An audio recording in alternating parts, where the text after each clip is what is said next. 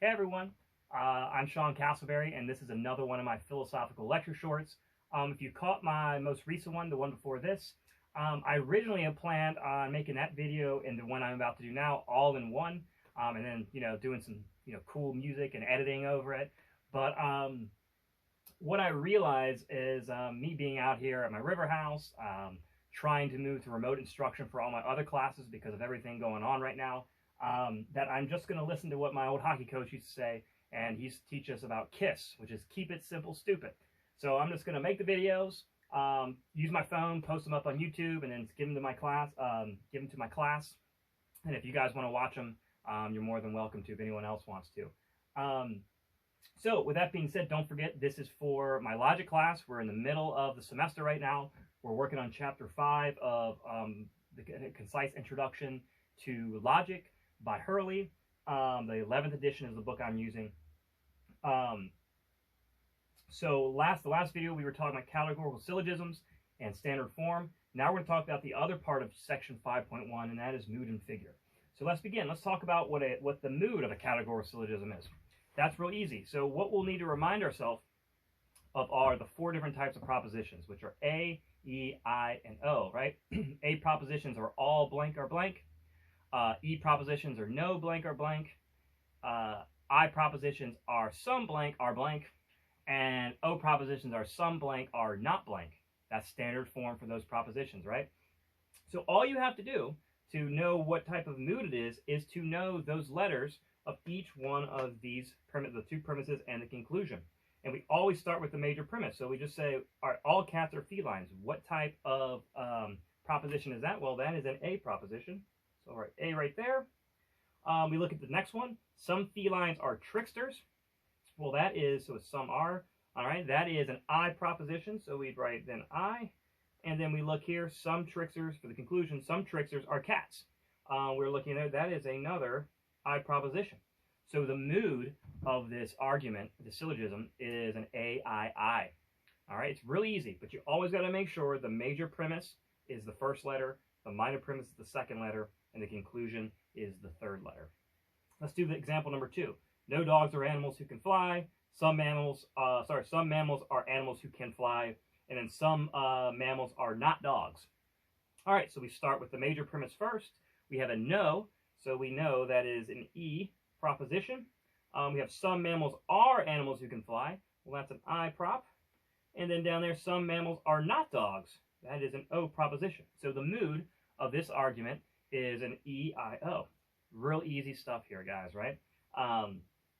Getting the mood really isn't tough. Once you just make sure you get the major, minor, and conclusion in the right order, and you know your letters from chapter 4 of the propositions, and you're good to go.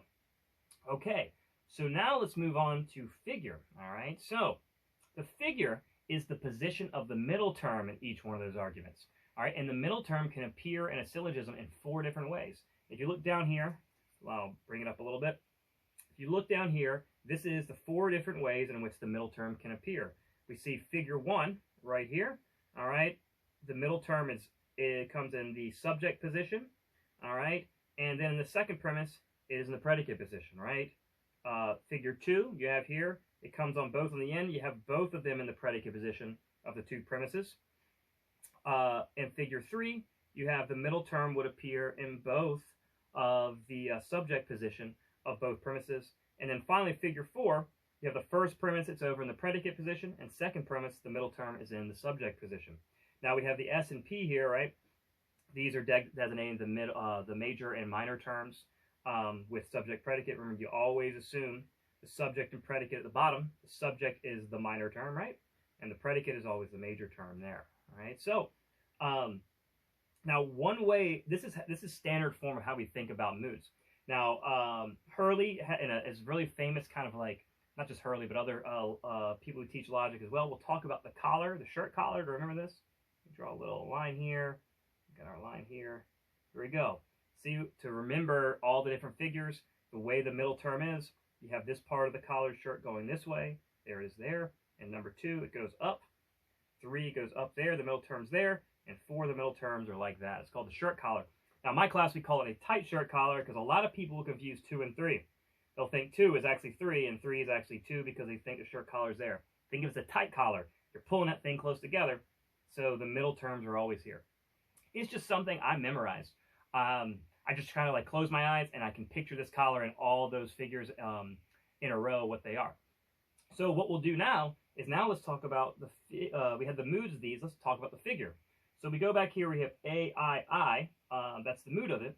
But let's find out what the middle term is. So we have some tricksters. That's that's the minor term. Our cats. That's the major term. So the term left over is felines. So we have, there it is. Now let's look down at our figure here, what type we have. All right, looks like, well, there's the middle term at the end. There's the middle term at the beginning of the second premise. So we have an AII. I can write a 4. I think I did it backwards. It's hard doing upside down. There we go. It's a 4. Okay. We go to the next one. We have an EIO mood. What type of figure? Well, let's see. Mammals is the minor term. Dogs is the major term. So let's see. We have, the middle term comes both here and here at the end of both premises. So we have it at the end. So now this is where we can get a chance. Are we confused with 2 or 3, right? So remember, it's a 2 because the middle term is at the end, both of them there, not 3. It's going to be figure 2. So you have an EIO 2. All right? It's easy as that. Now we know our mood and figures of our propositions. Now, here's a little fact here. There are 64 different moods that we can create of the 4 different categorical propositions. And of 64 of those, each of them have 4 different figures they can be. So that is 256 different types of categorical propositions we can write. Now, of those 256 categorical propositions, only 15 of those are unconditionally valid or valid from the Boolean school of thought on logic, that are just unconditionally valid. In fact, if you go to page 2, I've erased some of it down there, sorry. On page 262 and the 11th edition of the Hurley text, you will see these 2 charts sitting there. And these will tell you anytime, no matter what is being said, if you have let's say a syllogism that is AAA, that's a figure 1, okay, so it looks like that, it will always be valid, no matter what is being said. Same thing with EAE, go on, or look at figure 2. If you have an AEE, that's a figure 2, it will always be valid, no matter what is being said, and on and on and on. Down here, you have the Aristotelian. So what is recommended by anyone who does logic is, if you're going to test validity just by looking at the argument, which we were talking about in the last video, first see if it falls into one of these charts right here. If you have this chart here, you go, okay, is this argument, is it in a AII, figure 1? Well, if it is, no matter what is being said, you know automatically it is valid. You can tell just by looking at it. Now, with Aristotle, we remember from back in the last chapter that Aristotle, the one thing that's different between him and Boole is Aristotle's open to existence. For universal propositions, okay, if it's talking about something that does actually exist in the world, then we can assume it exists. So what you want to do first is check every argument, categorical proposition with this chart and go, okay, does it fit in here? If it does, you're done, you know it's valid. If it doesn't, the next thing is to move to this chart, the Aristotelian one, and see if it fits into one of these. Now let's kind of redraw this here. There we go. All right.